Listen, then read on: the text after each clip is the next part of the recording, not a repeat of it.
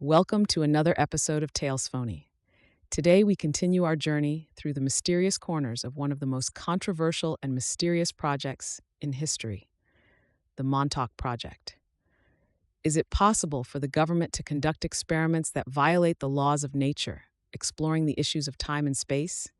Could the human mind, supported by advanced technology, really open portals to other dimensions? In the fourth, final episode of this series, we will look at the further fate of the mysterious base and the disturbing events that took place there. We go deeper into the story of Preston Nichols and his unusual relationships. Ready for a journey beyond the boundaries of reality? You're listening to Talesphony Podcast, your weekly dose of tales. In the previous episode, we ended at the moment when the military crew of the Montauk base left the area, leaving only a technical unit responsible for its maintenance. However, a new team quickly arrived on the scene, a mysterious group of scientists known as the Secret Crew. Its members remained in the shadows, and their origin and the purpose of the mission were shrouded in mystery. No one knew who exactly they were or on whose orders they had been sent there. However, their mission was clear: further exploration and research into the nature of time and ways to manipulate it. Preston Nichols, who supervised the technical condition of the devices, had access to the base, but not to the essence of the experiments themselves. His task was to maintain the generators and antennas that were to support the equipment capable of operations the world had never seen before. At that time, scientists were intensively researching not only the properties of time, but also the ways of forming it and using it for military and political purposes. The most groundbreaking discovery was the use of Duncan, a key figure in these experiments. Cameron, sitting in a special chair, had the ability to open time-space tunnels, which allowed passage to other eras or even any place in the universe. Everything depended on his ability to imagine a specific location. However, the tunnel he created was not stable. It resembled a spiral, moving like a snake, which made passing through it extremely risky. Between 1981 and 1982, scientists conducted numerous tests of opening these tunnels, but at first they did not send anyone through them. Atmospheric samples and radio waves were collected from these unknown places, which allowed them to study their nature. Eventually, it was even possible to transport a camera through the tunnel, which provided an image from another reality. The experiments continued, and scientists began to think more boldly about sending people through the tunnel. Cameron, still controlling the process, was still a key element of these operations. However, the threat remained real. What would happen if Cameron lost concentration or weakened? The tunnel could suddenly close, cutting off the sent crew from returning. The solution to this problem was extremely clever. The equipment Cameron was connected to recorded his brain activity and aura. This data was recorded on magnetic tapes, which allowed scientists to recreate this process without the need for Cameron's physical presence. In this way, the computer generated the appropriate waves, opening the tunnel, which could be maintained for about 4 hours. With the increasing stability of the tunnels, experiments began to send people through them. However, it was not without tragic accidents. Preston Nichols mentions hundreds, even thousands of victims who died during these experiments. Each such incident caused great anxiety among the members of the research team. Despite the fact that they were professionals, the emotions associated with these accidents were hard for them to bear. Thus, the mysterious and dark experiments of the Montauk Project entered a new, more disturbing phase. After these events, delving deeper into the experiments, they began to simply drag people off the street and let them through the tunnel. Here we were dealing with experiments on humans.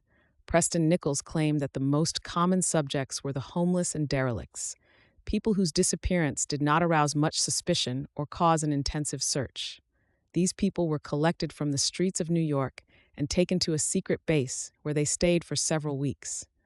While in the base, Nichols claimed these people had to sober up and then were subjected to a short form of mind programming before being sent into the future. Upon their return, their minds were somehow reset, and they were released back onto the streets of New York. However, most of these people did not return from their time-space travels, which according to him meant that they either died or chose not to return, which would suggest the possibility of people moving through different eras to the present day. Over time, wormhole technology was increasingly developed, and the problems with the computer stabilizing the wormhole were almost completely solved. It was even possible to create two simultaneous wormholes, a transport and a communication wormhole. The latter was used only to transmit information, e.g., radio or television signals, without the need to physically open a passage in space-time. In the meantime, children were also recruited mainly from dysfunctional families in New York, aged 10 to 18. These children were also sent back in time, and their disappearance lasted up to 6 hours, which allowed experiments to be conducted without arousing suspicion. Nichols mentioned that a boy lived in the base who recruited other children from the street to participate in these experiments, which some link to Stuart Swerdlow, who claimed to have participated in these studies as a child. Nichols referred to all participants in these experiments, scientists, homeless people, and children, as recruits. All of them, regardless of who they were, had one common mission. They were sent to the same place and time, the year 6037. They were all to describe the same city, which was in a state of complete ruin, and the central point of this city was a golden horse standing on a podium, surrounded by mysterious hieroglyphs. Interestingly, despite the destruction in the city, this golden horse was intact. Duncan Cameron, one of the participants in the experiments, claimed that some advanced technology was hidden in the pedestal under the horse, the purpose of which could not be clearly determined. Attempts were made to solve the mystery of why this particular place and time became the target of these missions. Cameron suggested that the tunnel was opened by some unknown action, which was related to this horse. Time travel experiments gained new momentum in the early 1980s, when scientists began to manipulate the past and the future, studying events over a period of 200 to 300 years in both time directions.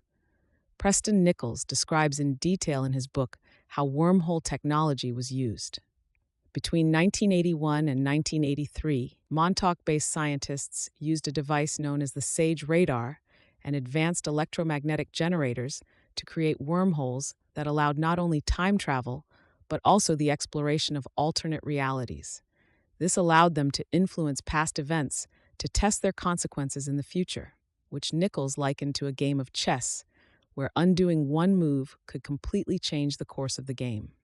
The manipulation of history in these experiments resembled subtle shifts of pieces that ultimately led to entirely new outcomes. As Nichols writes, the technological achievements of the Montauk Project allowed not only the control of time, but also of space. It was discovered that using devices such as the Delta T antenna, it was possible to travel to any place in the universe, regardless of distance. This technology, based on manipulation of the electromagnetic field, completely eliminated the limitations related to the speed of light, and travel to distant points in space could be carried out instantly.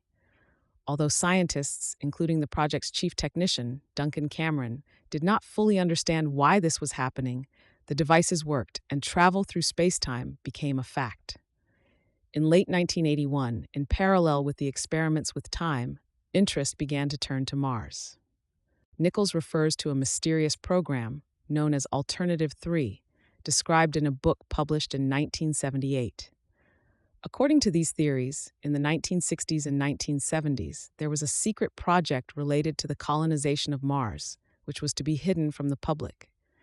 Nichols cites information about a secret mission to Mars, which was supposed to start as early as 1962 and end in 1977.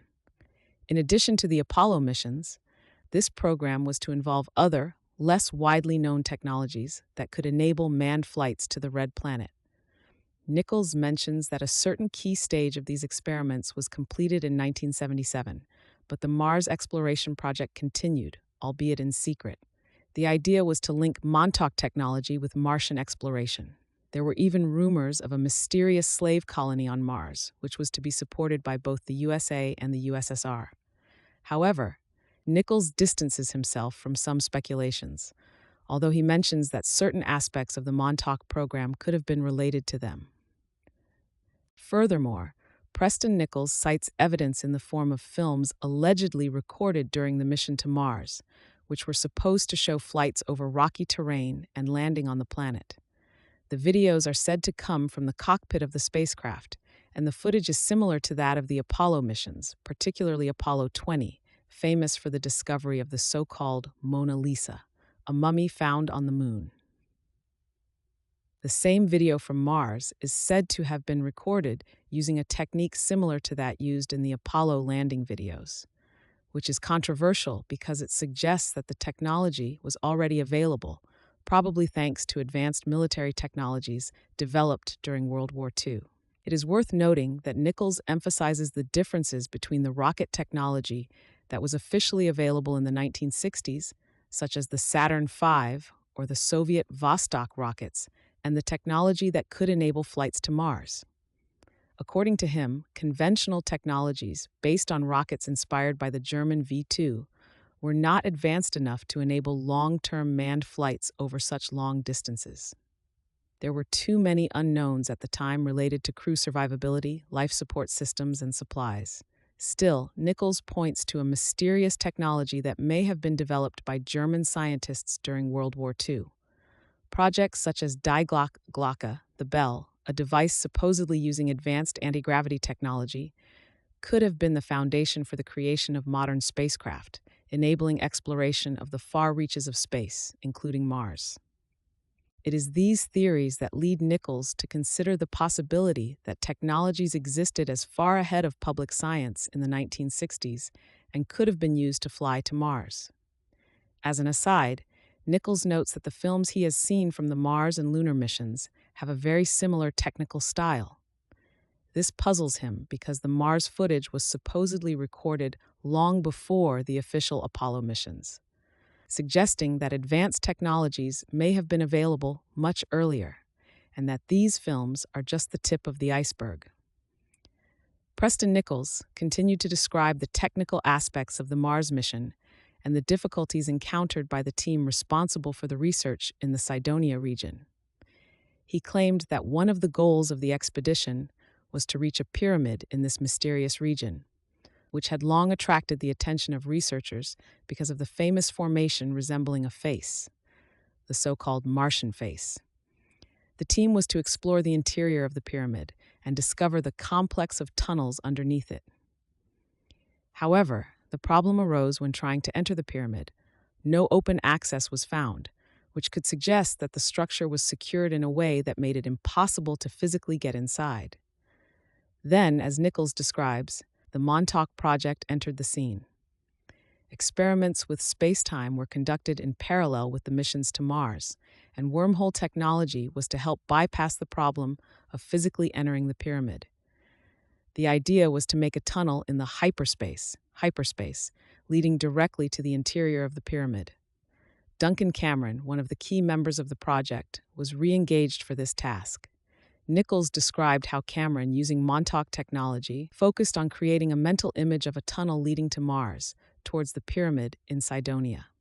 Using advanced devices to control his brain activity, Cameron created a wormhole that penetrated the surface of Mars and reached the pyramid. Nichols claimed that this process was extremely difficult and required Cameron to be extremely focused, as any distraction could destroy the tunnel. Nevertheless, the tunnel was eventually stabilized, and the research team was able to enter the pyramid through this hyperspace portal. According to Nichols, Cameron and several others who were part of this mission took the first step inside the Martian pyramid. At this point, Nichols does not provide many details about what was found inside, referring to other sources that describe the events in more detail. Nevertheless, he recalls that the team was able to move freely because the atmosphere inside was breathable. No special suits or breathing apparatus were needed.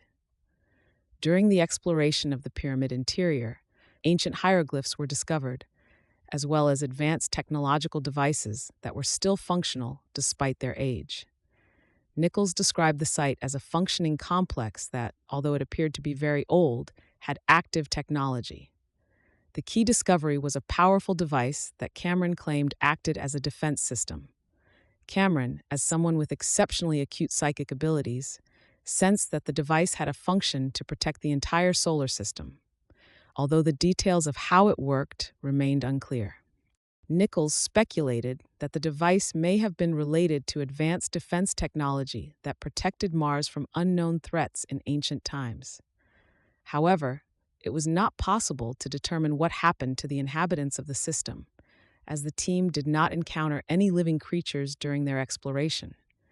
Nichols returned to the idea of a Martian colony, which some theories suggested would be a slave or settler colony, but there was no hard evidence to support these claims.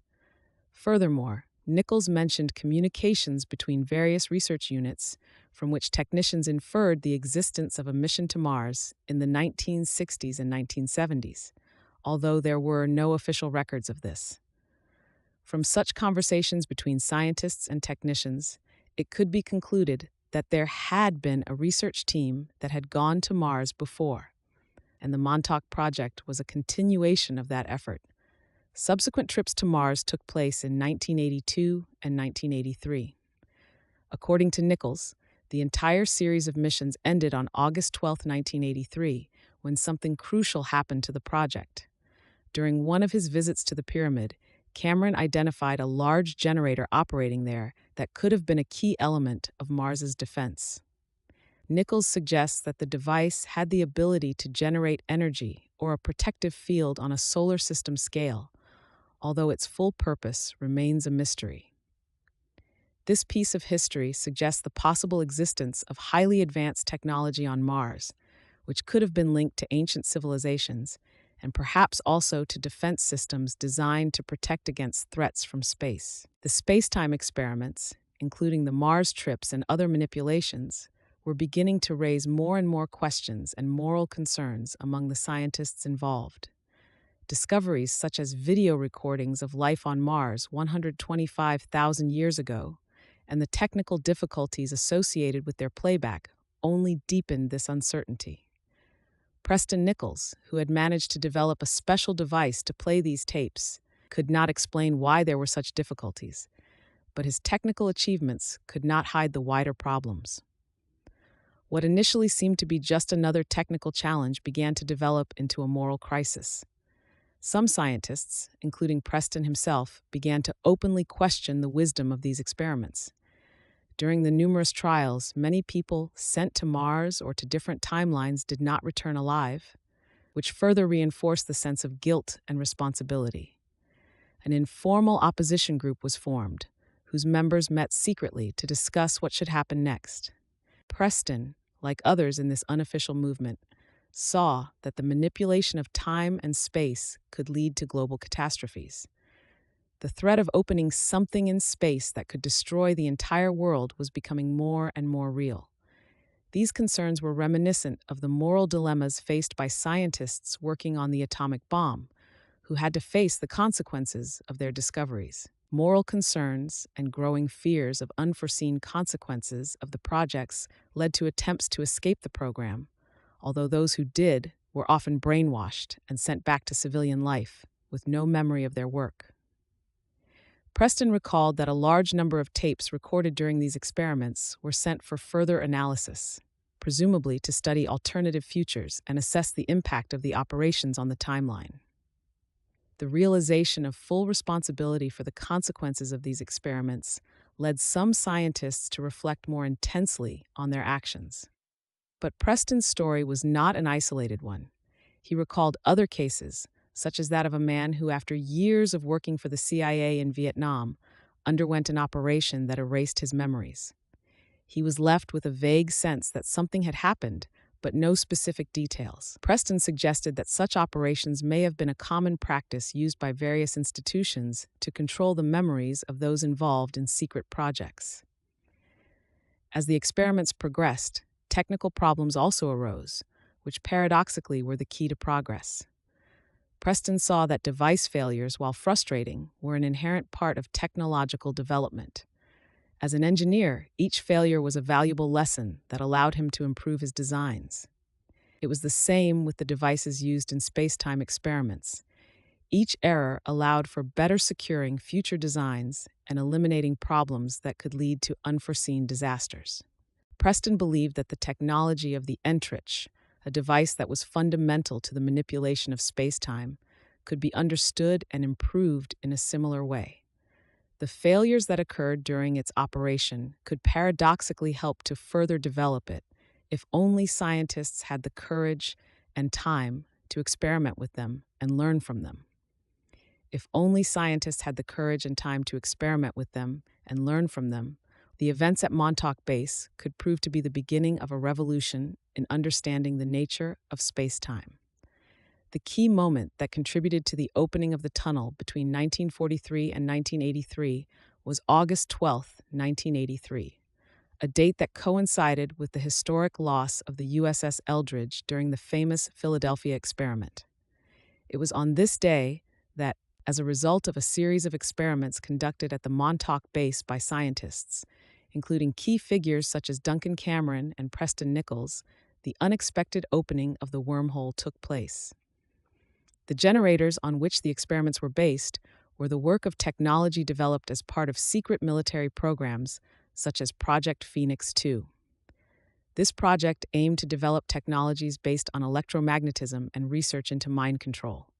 The main technical components included specially designed electromagnetic field generators, which, in combination with powerful radio antennas, were to open the wormhole. The key role was played by the so-called Montauk chair, which was an advanced device for enhancing the psychic abilities of individuals such as Duncan Cameron. It was through this chair that Cameron was able to control mental projections and influence the reality around him.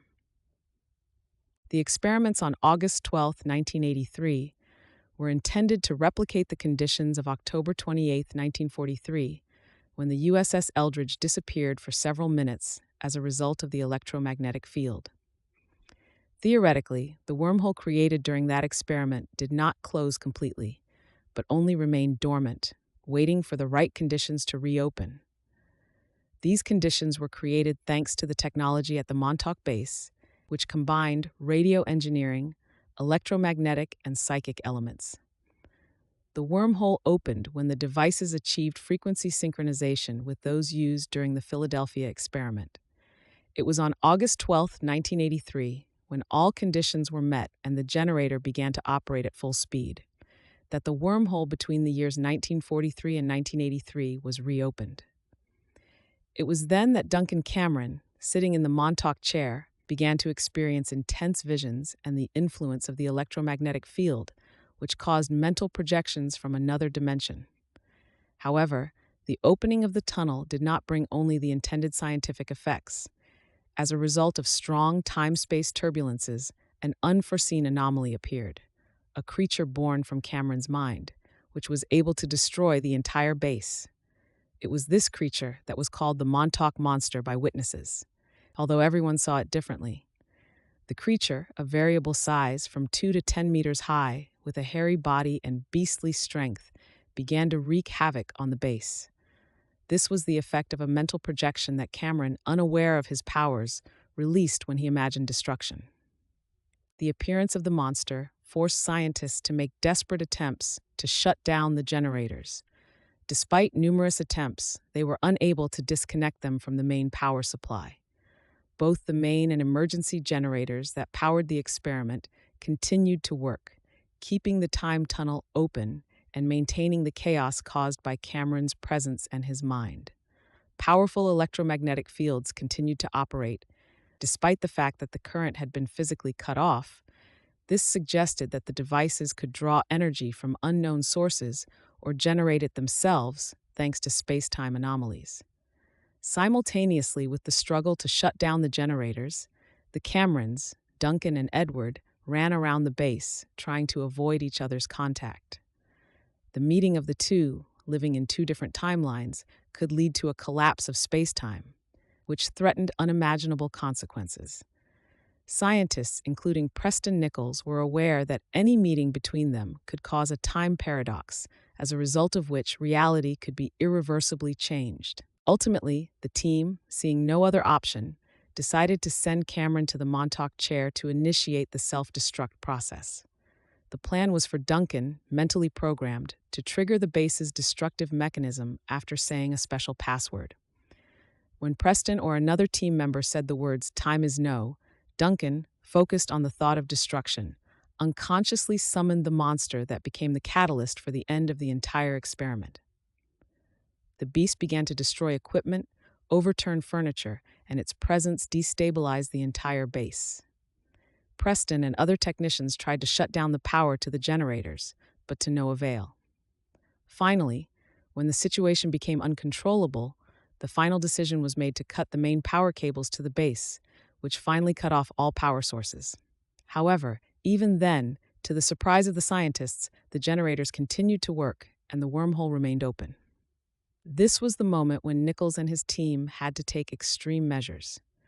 Montauk Base, the center of secret experiments, became a dangerous battlefield where reality intertwined with mental projections, and space-time began to destabilize on a global scale. The generators that were supposed to be the driving force behind the discovery of new technologies now posed a threat to the very existence of the base, and perhaps even to the entire world. When Preston and his men cut the last power cables, the generators finally stopped working, and the time tunnel slowly began to close. The creature disappeared, and reality began to return to normal. Duncan Cameron was separated from his 1943 doppelganger, and the entire Montauk base, although badly damaged, avoided complete self-destruction. However, the consequences of this experiment would remain unknown for decades. On the base was a building that was a standard bunker, similar to many others built in the United States. In particular, attention was drawn to its unusual platform, the function of which was not fully known. The bunkers in Montauk had strange shapes, and it was in one of them that the monster supposedly appeared. There were photos that were supposed to document the presence of this creature. In one of them, the building clearly resembled the one in which the disturbing incidents took place. People who had contact with this area spoke of mysterious figures that appeared around the base, arousing fear among witnesses. Some claimed that these phenomena were the result of experiments related to the manipulation of spacetime conducted by Duncan Cameron in two parallel realities. Preston Nichols, one of the main participants in the program, emphasized that all dimensions in Montauk began to overlap, and experiments with time manipulation began to affect reality. It also mentioned the computers that were used to control these processes, including an IBM model that was the centerpiece of the operation. When Duncan Cameron began to disconnect the power to these devices, the generator lost power, which led to the disappearance of the wormhole and a return to the original reality. After this incident, it was noticed that the monster that had been terrorizing the area suddenly froze, and witnesses described that it disappeared inexplicably, becoming increasingly transparent. The question remained why the generator worked after the power was cut. Preston explained that this generator was specially constructed based on the plans of Nikola Tesla. It was claimed that this generator was transported to Montauk from the USS Eldridge, a ship that took part in the Philadelphia experiment in 1943. After the incident, all equipment was provisionally connected and turned on, but the base management decided to close it. In 1983, all employees of the base underwent a brainwashing program, which resulted in the disappearance of most memories related to the events at Montauk. In addition, there were other devices known as transfers, which were taken from the base and became part of the secret equipment of new American aircraft. These events coincided with the beginning of work on a new generation of fighters, which were supposed to be invisible to radar. In particular, references to the F-117 and F-22, which were being created at that time, were connected with technologies developed at Montauk. These experiments, as well as the incidents related to them, were evidence that the events of the 1940s and 1980s were connected in a way that still remained a mystery. In May 1984, after the base was closed, further work on the study of space-time phenomena and the paranormal aspects of Montauk continued, although on a much smaller scale. There were still many questions about what had really happened, and knowledge of these events began to be passed on in the form of conspiracy theories, which attracted increasing interest from the media and researchers. In May 1984, after the base was closed, further work on the study of space-time phenomena and the paranormal aspects of Montauk continued, although on a much smaller scale. There were still many questions about what had really happened, and knowledge of these events began to be passed on in the form of conspiracy theories, which attracted increasing interest from the media and researchers. In the 1980s, the Montauk Projects gained new life thanks to interest from some scientists who were fascinated by the stealth technology being developed by DARPA. A key date in this context was 1986, when the possibility of using radar technology to create systems that would make aircraft completely invisible began to be discussed publicly. As part of this technical research, the X-30 prototype, also known as the National Aerospace Plane, was created, which aimed to create an aircraft capable of reaching hypersonic speeds. It is also worth mentioning the Eagle program, which was launched by the U.S. Air Force in 1987 to test the possibilities of advanced stealth technology. This program was directly related to the work on the F-22 Raptor fighters, which entered serial production in 1996. Their stealth capabilities and air performance were derived from the research carried out in Montauk. While the technical forces were operating at the base, information about black projects began to appear in the media. There were also stories about alleged experiments related to teleportation and manipulation of space-time, which attracted the attention of many researchers. In 1989, Preston Nichols, one of the main witnesses, published the book The Montauk Project, Experiments in Time, in which he detailed the theories about the experiments and their potential implications. Also at this time, radar technology was developing at a rapid pace. In 1993, the USAF began the Airborne Laser Project, aimed at creating a laser weapon system capable of shooting down missiles in flight. This phenomenon related to the development of technology at Montauk may have been related to experiments that took place in the early 1980s. It is also impossible to ignore the alleged paranormal phenomena that occurred in the area of the base. In 1990, researchers such as Dr. John von Neumann began to pay attention to the so-called time signals and anomalies in space, which were related to the manipulation of space-time. There was talk of mind control and hypnotic techniques used on participants in experiments, which aimed to modify their perception of reality. Over time, conspiracy theories about Montauk began to evolve, drawing into the stories various elements of popular culture, such as science fiction films and books, which further fueled interest in the subject. In 1995, the film The Philadelphia Experiment gained popularity, which contributed to further interest in projects related to Montauk.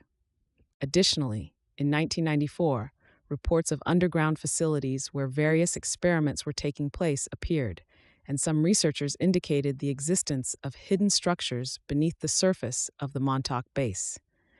Many of these theories were based on the testimony of former employees and participants of the experiments, which further increased the atmosphere of mystery. Over the years, Montauk became a cult place in the world of conspiracy theories.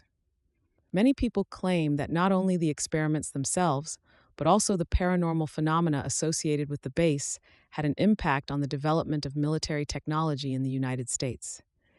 In the context of studying these phenomena, various organizations were also established to investigate and document all anomalies related to Montauk.